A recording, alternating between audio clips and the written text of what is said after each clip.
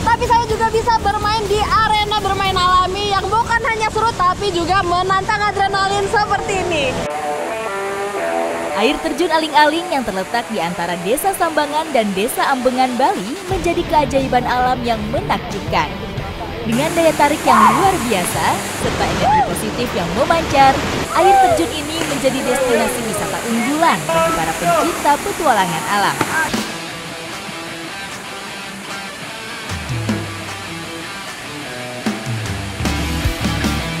Broya adalah satu dari kumpulan air terjun yang terdapat di lokasi wisata Aling-Aling. Di spot ini, saya dan pengunjung lainnya bisa merasakan keseruan seluncuran alam sekaligus bermandikan dinginnya air terjun setinggi 12 meter ini.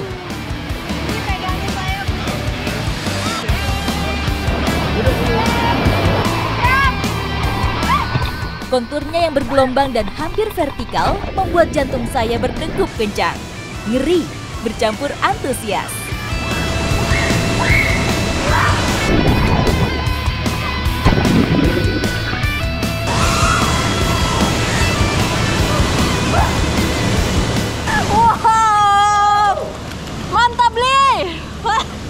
Itu kalau saya habis sliding dari atas sana, sedangkan belinya lompat dan di situ tuh bener-bener keren banget. Wisatawan diharuskan selalu mengikuti safety protokol atau peraturan keselamatan dan keamanan yang sudah ditetapkan. Nah, supaya aman tetap harus pakai life jacket dan ini kita juga punya cara lain ya Bli untuk menjaga keamanan kita, yaitu kaki harus diluruskan, nggak boleh memegang dan pegang life jacket. Ayo Bli!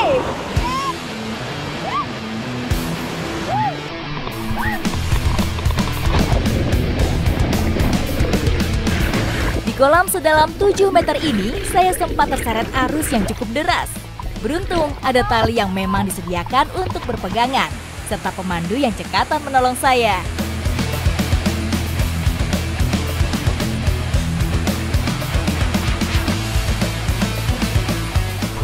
Ini sebenarnya setelah turun kita harus ambil jalan ke tepian ke sebelah kanan, tapi saya kebawa arus di sini nih. Harus pegangan kayu.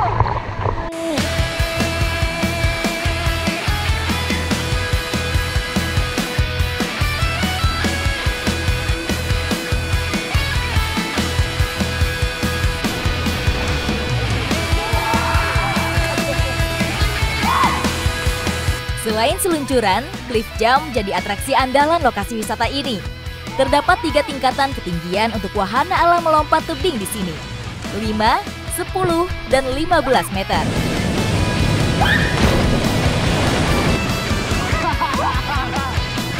Ini meskipun ini katanya Bli 5 meter nih, tapi menurut saya 5 meter kuadrat ini tinggi banget Bli. Wah, Gak apa-apa, pemanasan kan? ini baru pemanasan, ini belum yang paling ekstrim nih ya Bli ya. Belum. Nanti kalau udah panas kita next ke 10 sama 15. Oke, sekarang saya mau nyiapin mental dulu buat lompat di ketinggian 10 sama 15. Wish me luck guys!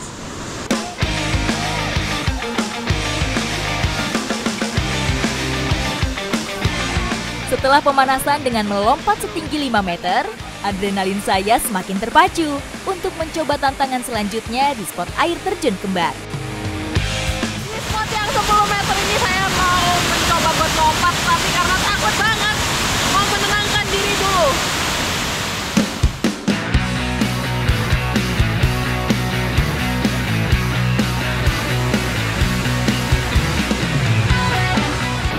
Semakin lihat bawah, semakin ngeri. Saya lihat atas aja. Cuma satu motivasinya, semakin banyak dilihat, semakin nggak jadi lompat.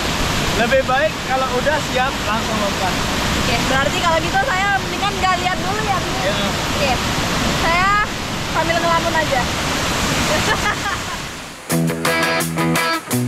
Meski ini merupakan kali pertama saya melompat dari ketinggian setinggi ini, tapi saya tidak khawatir karena ada tour guide yang selalu menjaga serta memberikan instruksi keamanan.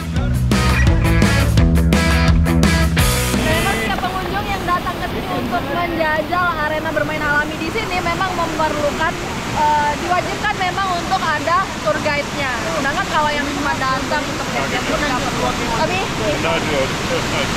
pokoknya harus pakai guide supaya lebih aman juga. Yuk.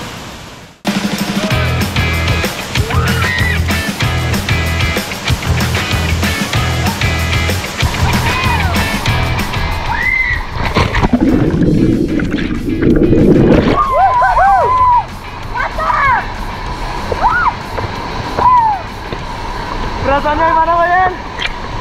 Perasaannya?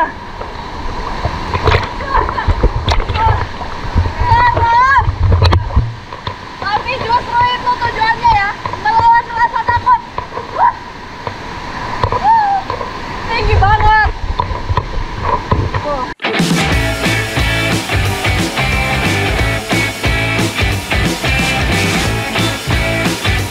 Jadi waktu lompat rasanya kayak lama banget gitu nih. Tapi begitu nyampe bawah baru kerasa serunya kayak langsung akhirnya. Hai.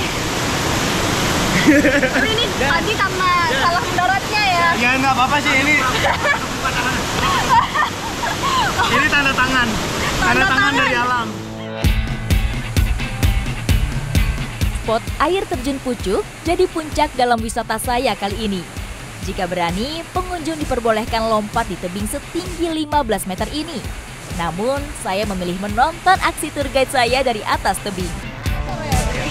Nah ini kalau dilihat-lihat kayaknya untuk profesional aja, sedangkan saya masih belum terlalu banyak pengalamannya, jadi untuk safety lebih baik beli aja kayaknya. Oke, siap. Ini katanya mau freestyle ya? Untuk freestyle-nya sih nggak backflip, nggak frontflip, tapi ya adalah Ya, freestyle pokoknya. Kita ikuti aja keseruannya kayak apa.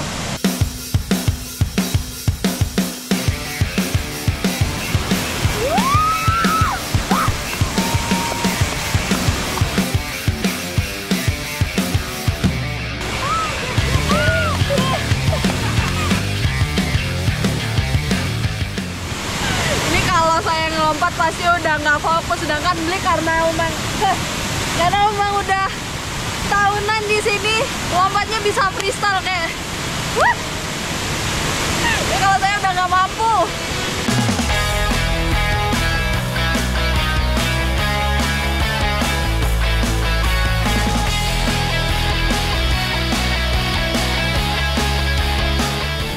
Ini dia yang menjadi ikon wisata air terjun Aling-Aling. Ini keren banget, tinggi 35 meter ya. Iya, 35. Cuman di sini emang para pengunjung itu tidak diperbolehkan untuk lompat dari sini karena emang tempatnya di Sangrauta.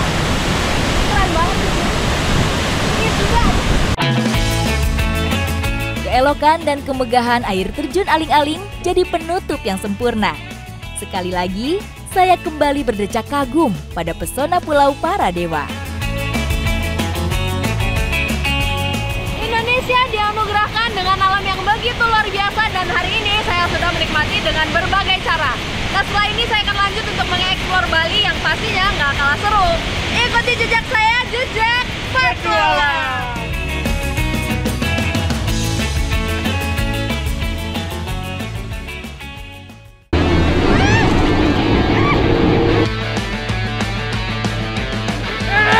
Ih berat juga ternyata. Akhirnya dapat juga. Bali, pulau surga di Indonesia yang terkenal dengan keindahan alamnya, kekayaan budaya, dan tentunya destinasi wisata yang eksotis.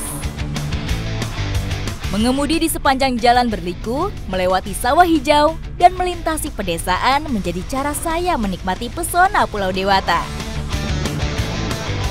Ada hal lain yang menarik perhatian saya.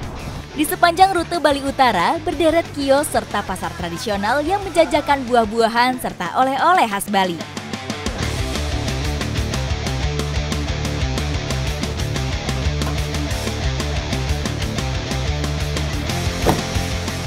Setelah tadi saya seru-seruan di air terjun Aling-Aling, sekarang saya mulai lapar nih. Jadi mau isi perut dulu sambil lihat-lihat ada buah apa aja di Pasar Mertasari. Terletak di sekitar kawasan wisata Bedugul, Pasar Mertasari jadi salah satu daya tarik bagi para pelancong. Di pasar yang tertata rapih ini, wisatawan bisa mengeksplorasi ragam buah-buahan lokal khas Pulau Dewata. Salah satu yang menarik perhatian saya adalah buah hijau berbulu ini. Bentuknya yang unik membuat saya penasaran akan cita rasanya. Musimnya setahun sekali. Oh, musimnya setahun sekali. Ini mau lagi musim ya, lagi banyak. Iya.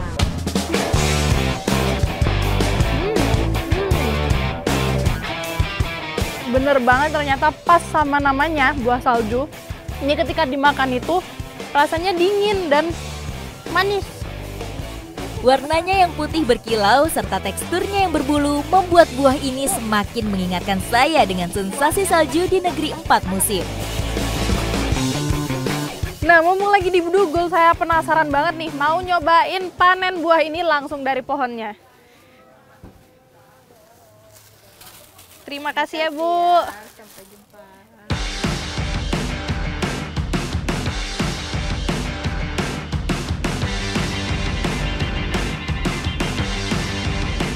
Oke. Nah, akhirnya terbayar sudah rasa penasaran saya. Ini dia pohon buah salju. Ini buah yang sudah saya cobain tadi di pasar. Tapi ini ada satu yang bikin gak kuat, yaitu banyak banget ini semut merahnya karena ada sarangnya besar banget di pohon ini. Mana? Itu dia. Wah! Ah! Digigitin. Wah! Tanaman buah asal Amerika Serikat ini memang dapat tumbuh subur di daerah tropis dan dingin seperti Bedugul. Nah, meski pohon ini liar, tapi ketika kita taruh bijinya sembarangan bisa tumbuh dengan sendirinya. Jadi nggak perlu perawatan ekstra. Nih, titip ya. Ya. Saya mau ikut naik. Nah, oke, aman karena di sini nggak ada semutnya. Hah. Buahnya banyak, Li. Oh, ini depan ini banyak. Pohon buah salju atau Inga edulis memiliki tinggi sekitar 17 hingga 30 meter. Di negara lain seperti Venezuela dan Peru, pohon ini kerap ditanam sebagai pohon peneduh untuk tanaman kopi. Oke, wow, ada lagi, Bli? Ya, oke. Nah, meskipun nggak terlalu tinggi, tapi lumayan juga untuk dipanjat pohon buah salju ini. Ini Bli bisa sampai atas itu. Bli, ambil lagi yang di atas itu, Bli. Ya. Selain kecantikan visualnya, buah salju juga memiliki aroma yang menggoda dan rasa yang manis. Kombinasi unik ini menjadikan buah salju diminati oleh banyak orang dan menjadi primadona di dunia buah-buahan eksotis. Ternyata buah ini saat dimakan langsung di pohonnya itu rasanya jauh lebih dingin dan lebih manis, dan pastinya lebih enak karena gratis.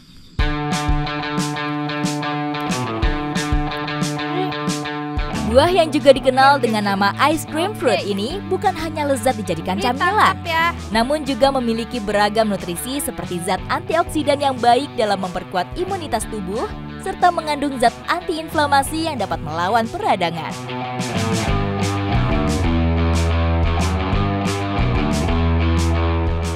Ya. Nah, karena udah habis di pohon ini, jadi sekarang langsung aja saya penasaran mau ngolah buah salju. Ayo, Bli, turun.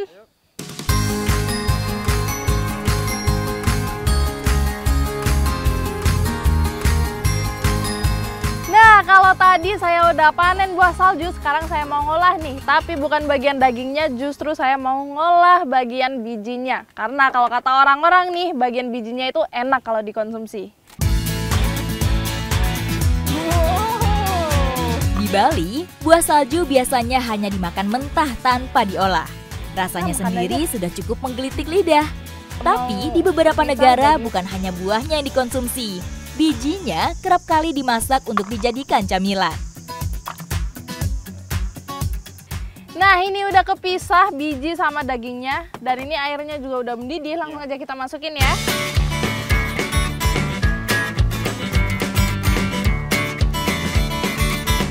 Cara mengolahnya sederhana saja.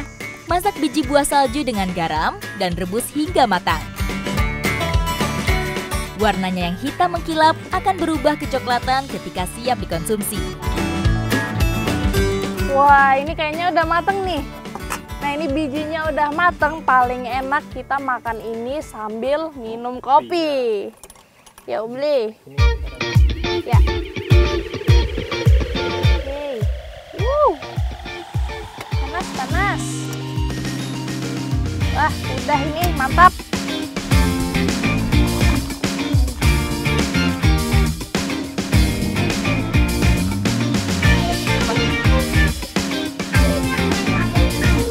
Bagi saya, rasa biji buah salju ini sangat unik. Lidah Indonesia saya mengatakan cita rasanya yang gurih, manis getir, hampir seperti petai. Ternyata berburu buah langka bukan hanya mengajarkan saya cara lain untuk menikmati Bali, namun juga membawa petualangan unik yang tak terlupakan dari Pulau Dewata. Ikuti jejak saya, jejak petualang.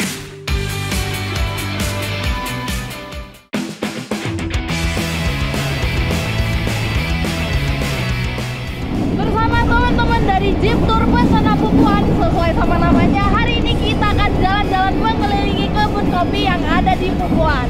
Dan tentunya kita bakalan seru-seruan off-road naik Jeep juga ya. Iya. Ikuti jejak saya, jejak petualang. Setelah mencicipi kopi Bali, tidak lengkap rasanya jika tidak menyambangi Pupuan, salah satu daerah penghasil kopi terbesar di Bali. Di sini itu kopinya banyak sekali dan dikirim ke seluruh Bali. Jadi kalau kita kopi-kopi di Bali, kemungkinan besar kopinya berasal dari sini ya. Betul. Dari Pupuan ini ya. Berada di ketinggian lebih dari 1.800 meter di atas permukaan laut, membuat udara di sini terasa sejuk dan segar. Ditambah dengan landscape yang begitu indah, memberi kesan lain tentang Pulau Dewata. Tentang lokasi yang belum ramai terjamah wisatawan.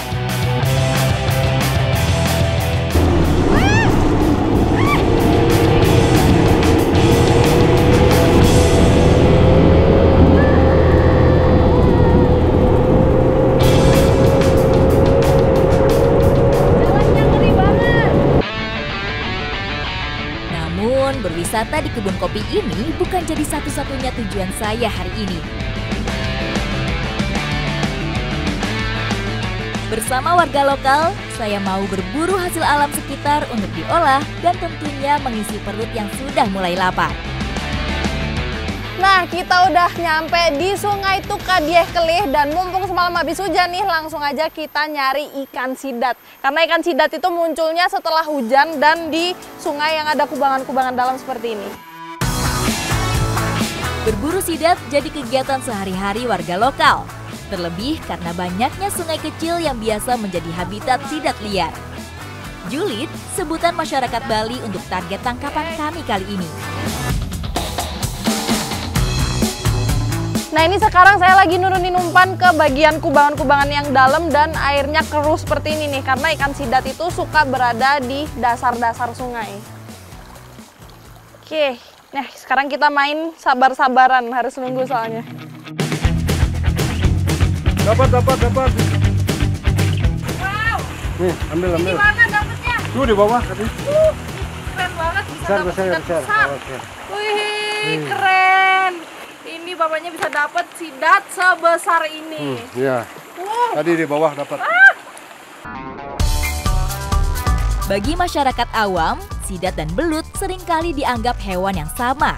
Meskipun sebenarnya terdapat perbedaan mendasar antara keduanya. Perbedaan paling mencolok di antara sidat dan belut adalah bentuk tubuhnya. Sidat memiliki tubuh yang silindris dan panjang dengan kulit yang licin. Sementara belut memiliki tubuh yang lebih pipih mirip ular. Kulit belut juga lebih kasar dan keriput. Pak, ini sidat ukuran segini ini dewasa atau ukuran? Masih muda dia, masih Oh, muda. bisa lebih besar lagi berarti bisa, ya? Bisa sebesar Pak. Ngeri banget. Ini kalau misalnya kita nangkep belut segini, ini udah paling besar nih. Tapi kalau sidat bisa lebih besar dari ini ya ternyata ya. Ngeri. Emang kita Dia kayak menggeram, Pak. Agak seru. Krr gitu suaranya. Selain aktif pada saat air keruh, sebagai hewan nokturnal, sidat juga paling banyak beraktivitas pada malam hari. Wow! Wah! Berat juga ternyata. Wah. Wow. Ih, susahnya. Nggak mau narik dia. Wah. Akhirnya dapat juga. Dan ini besar banget ikan sidatnya. Wow. Ternyata dia berontak banget ya. Ntar mau coba ngelepasinnya di atas batuan biar nggak terlalu licin. Selain ukuran dan bentuk tubuh, perbedaan anatomi lain yang mencolok antara sidat dan belut adalah bentuk giginya. Sidat memiliki gigi yang relatif kecil dan rata, sementara belut seringkali memiliki gigi yang tajam dan lebih besar. Nah, ikan sidat ini merupakan salah satu predator air yang sifatnya itu lumayan ganas. Bisa dilihat giginya itu sampai di langit-langit mulutnya.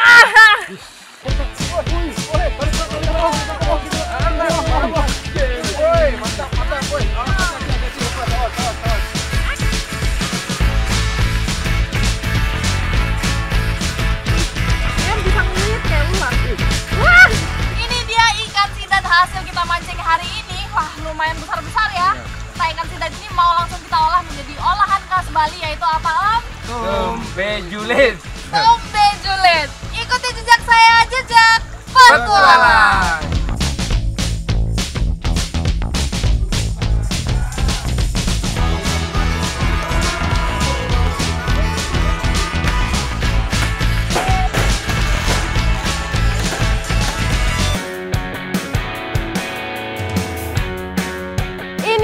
Ikan sidat yang udah kita pancing tadi udah dibersihkan dan udah siap buat dijadikan ikan tum. Nah, sekarang kita siapin dulu bumbu-bumbunya.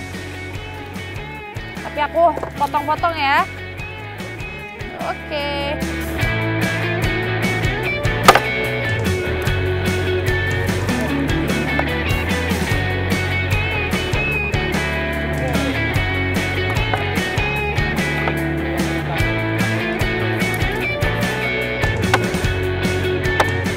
Membedakan tum dengan pepes, kalau pepes di Bali itu dibakar, sedangkan kalau tum itu dikukus dan isiannya diberi daun singkong yang diremes-remes sampai hancur kayak gini nih.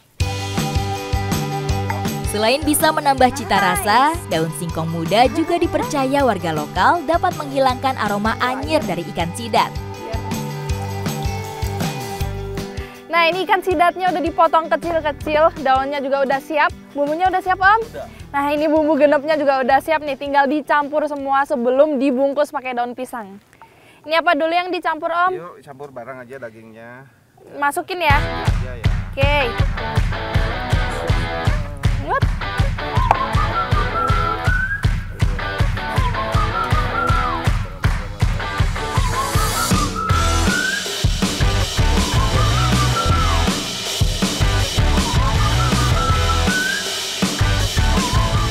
Setelah dibungkus, tum kemudian dikukus selama kurang lebih 15 menit.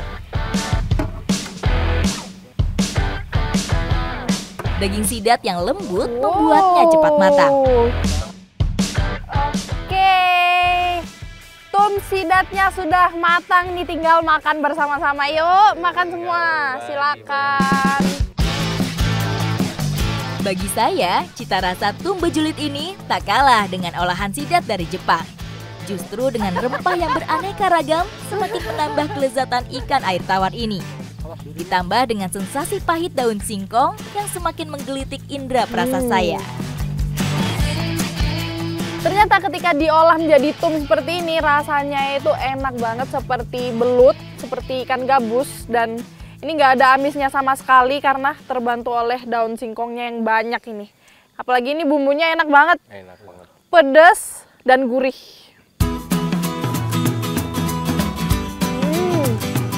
Mantap ya.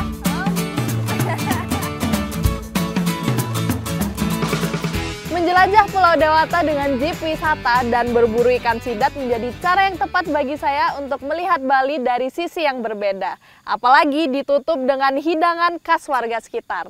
Ikuti jejak saya, jejak petualang.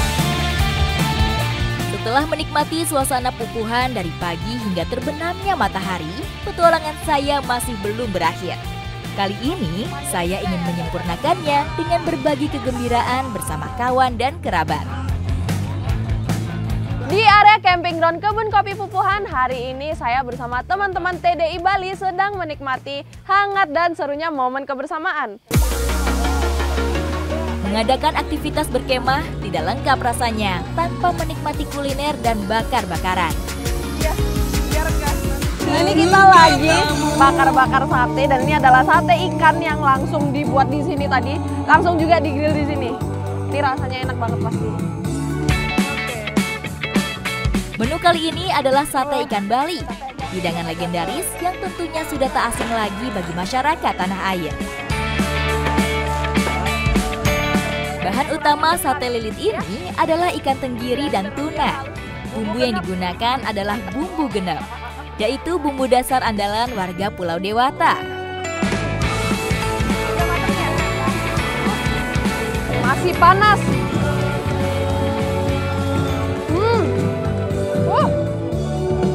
Rasanya khas banget, ini kerasa banget rempahnya.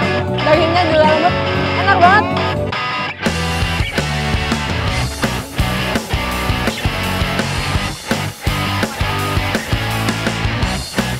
Udah matang. Jejak bertualang. Mantap. Terima. Silakan. Suasana camping semakin meriah dengan indahnya kembang api di langit malam Pupuhan.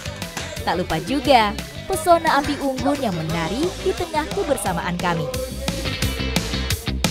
Di tengah dinginnya perbukitan Pupuhan, api unggun dan keceriaan dari teman-teman ini semakin melengkapi hangatnya suasana malam ini. Pesta api unggun juga menjadi ajang untuk aktivitas kreatif dan bersenang-senang.